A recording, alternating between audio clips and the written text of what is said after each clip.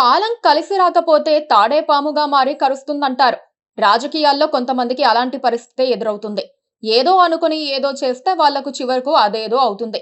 చేసిన తప్పును సరిదిద్దుకునే అవకాశం కూడా రాదు. అలాంటి వారిలో వైసీపీ నుంచి టీడీపీలోకి వచ్చిన మాజీ ఎంపీ మోపిదేవి వెంకటరమణ కూడా ఉన్నారనుకోవాల్సిందే. రాజ్యసభ స్థానాన్ని వదులుకొని మరీ టీడీపీలోకి వచ్చి ఏడాదవుతున్నా ఆయనకు ఎలాంటి పదవి ఇవ్వలేదు. ఇకపై ఇస్తారన్న నమ్మకం కూడా లేదు. ఆయన ఒకప్పుడు ప్రాతినిధ్యం వహించిన రేపల్ల నియోజకవర్గంలో మంత్రి అనగాని సత్యప్రసాద్ ఉండటమే ఇందుకు కారణమని చెప్పుకోవాలి. ఇద్దరి మధ్య విభేదాలు లేకపోయినా మంత్రి నారా లోకేష్ టీంలో ఉన్న అనగాని సత్యప్రసాద్ ఎట్టి పరిస్థితుల్లో మోపిదేవిని బలపడనివ్వరని తేలిపోయింది. దాంతో టీడీపీలోకి వచ్చి తప్పు చేశానని, వైసీపీలో ఉంటే రాజాలాగా బతికేవాడినని మోపిదేవి తమ అనుచరుల దగ్గర వాపోతున్నట్లుగా సమాచారం అందుతోంది. 2024 ఎన్నికల తర్వాత వైసీపీ నుంచి బయటకు వచ్చిన మోపిదేవి తన రాజ్యసభ స్థానాన్ని కూడా వదులుకున్నారు. అప్పటి నుంచి ఆయన కీలక పోస్టు కోసం ఎదురు చూస్తున్నారు.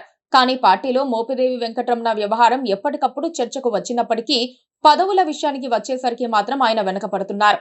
దీనికి ప్రధాన కారణం రేపల్ల నియోజకవర్గం నుంచి ప్రాతినిధ్యం వహిస్తున్న మంత్రి అనగాని సత్యప్రసాద్ వర్సెస్ మోపిదేవి వెంకటరమణ మధ్య ఉన్న రాజకీయ విభేదాలు కారణమని తెలుస్తోంది. ఈ విభేదాలను పరిష్కరించుకొని ఒకరికొకరు కలుసుకునే దిశగా అడుగులు వేస్తే అప్పుడు పార్టీ ఏదైనా కీలక నిర్ణయం తీసుకునే అవకాశం ఉందని కూడా అంటున్నారు. 3 మాసాల కిందట జరిగిన కార్యక్రమంలో ఇరువురు నాయకులు ఒకే వేదికపై కనిపించారు. దీంతో ఇద్దరి మధ్య విభేదాలు సమసిపోయాయని భావించారు. కానీ అనూహ్యంగా మంత్రి అనగాని సత్యప్రసాద్ కు వ్యతిరేకంగా కొన్ని మీడియా వర్గాలు రాస్తున్న కథనాలు కలకలం రేపుతున్నాయి. దీని వెనక అదృశ్య శక్తులు ఉన్నాయంటూ పార్టీకి సమాచారం అందింది. అయితే దీని వెనక ఎవరున్నారు అనేది స్పష్టత లేకపోయినప్పటికీ అంతర్గతంగా జరుగుతున్న విభేదాల కారణంగా మోపిదేవి వెంకటరమణ చుట్టూ ఈ వివాదం నడుస్తోంది. దీనికి తోడు ఆయన కూడా మౌనంగా ఉంటున్నారు. రాజ్యసభ సీటును వదులుకొని టీడీపీలోకి వచ్చినప్పుడు మోపిదేవి ఎలాంటి డిమాండ్లు చేయలేదు. అవకాశం వచ్చినప్పుడు తనకు ఎమ్మెల్సీ ఇస్తే చాలునని ఆయన చంద్రబాబు, లోకేష్ దృష్టికి తీసుకెళ్లారు. అప్పటి నుంచి ఆ ఒక్క పదవి కోసం మాత్రమే మోపిదేవి ఎదురు చూస్తున్నారు. అయినా సరే నారా లోకేష్ తన టీముకు ప్రాధాన్యం ఇచ్చేందుకు మాత్రమే పనిచేస్తున్నారనుకోవాలి.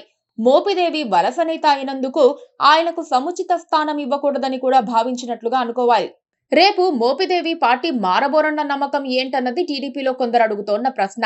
తనకు ఎలాంటి పదవి లేదని మోపిదేవి పరోక్షంగా సంకేతాలు పంపినప్పటికీ అధిష్టానం సీరియస్ గా తీసుకోవటం లేదు. రాజకీయాలు కుళ్లిపోయాయంటూ మోపిదేవి తన అనుచరుల వద్ద పలు పర్యాయాలు ఆరోపణలు సంధించారు. మోపిదేవికి రాజ్యసభ నామినేషన్ ఇవ్వకపోవటం అనేది ఆయనకు తలుపులు మూసేసినట్లు అనుకోవాల్సి ఉంటుందని, ఇకపై ఆయన టీడీపీలో సాధారణ కార్యకర్తగా కొనసాగడమేనని చెప్పుకోవాల్సి ఉంటుంది.